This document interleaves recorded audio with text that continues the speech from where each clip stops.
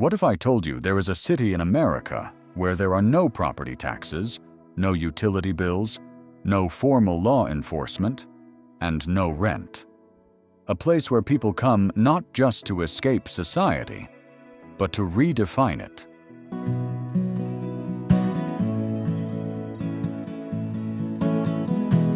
It sounds almost impossible in today's world, yet it exists.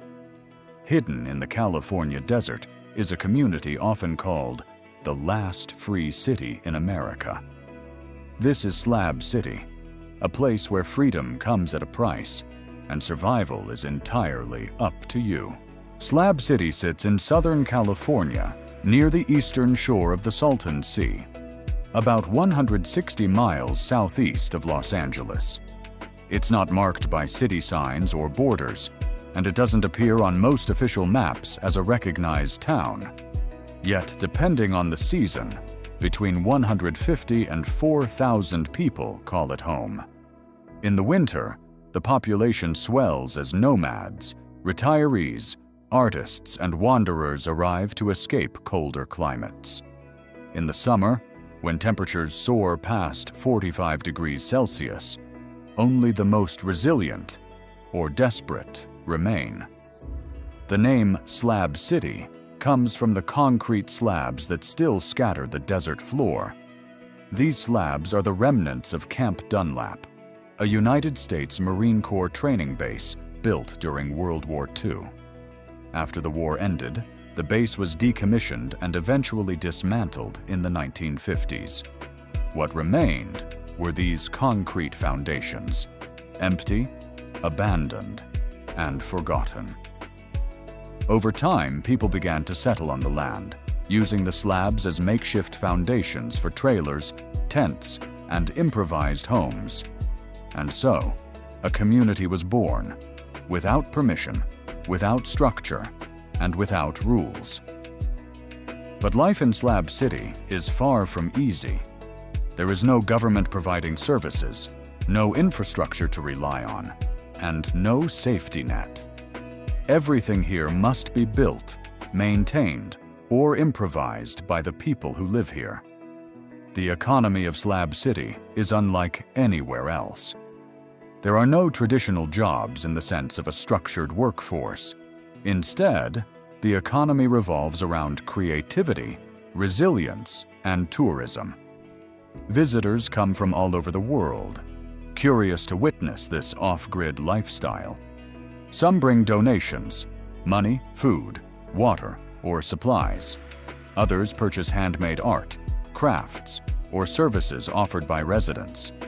There are small informal businesses, mechanics fixing cars, artists selling sculptures, musicians performing for tips. It's a system that relies heavily on goodwill, resourcefulness, and the unpredictable flow of visitors. But beneath this unconventional economy lies a much harsher reality. The desert environment is unforgiving. During summer, the heat becomes almost unbearable. The ground burns, the air feels heavy, and dehydration is a constant threat. There is little natural shade, and dust storms can sweep through without warning, covering everything in a fine layer of sand. In the winter, nights can become unexpectedly cold. Living here means constantly battling the elements. And yet, people stay. To understand why, you have to look deeper into how life actually works in Slab City. There is no power grid here. No electrical lines connect homes to any central system. Instead, residents create their own electricity. Solar panels are the most common solution, capturing the relentless desert sun and converting it into energy. Some residents invest in full solar setups with batteries, while others rely on smaller, more basic systems. For those who can't afford solar equipment, gas-powered generators fill the gap, though they require fuel, another expense and logistical challenge in such a remote area.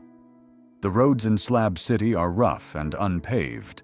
They are little more than dusty tracks carved by vehicles over time. Driving through them kicks up clouds of dirt, and navigating them at night can be risky without proper lighting.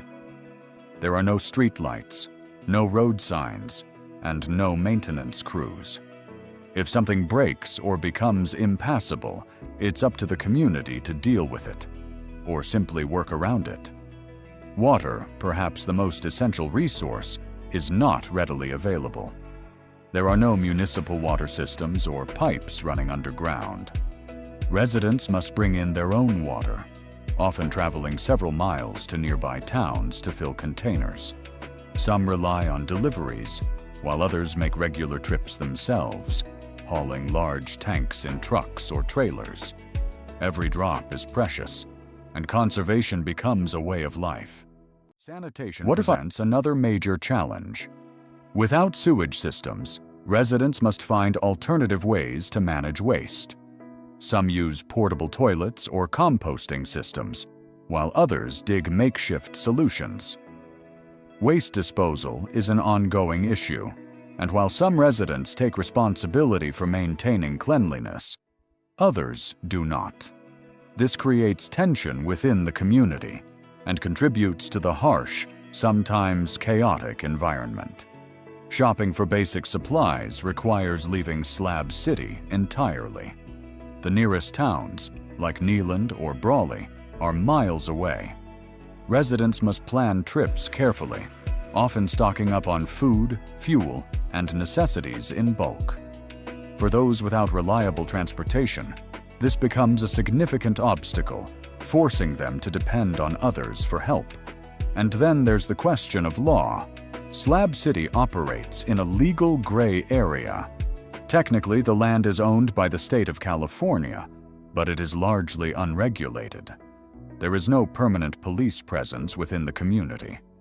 Law enforcement does occasionally enter the area, especially in response to serious incidents, but day-to-day life is largely self-governed. This absence of formal authority creates a sense of freedom, but also risk.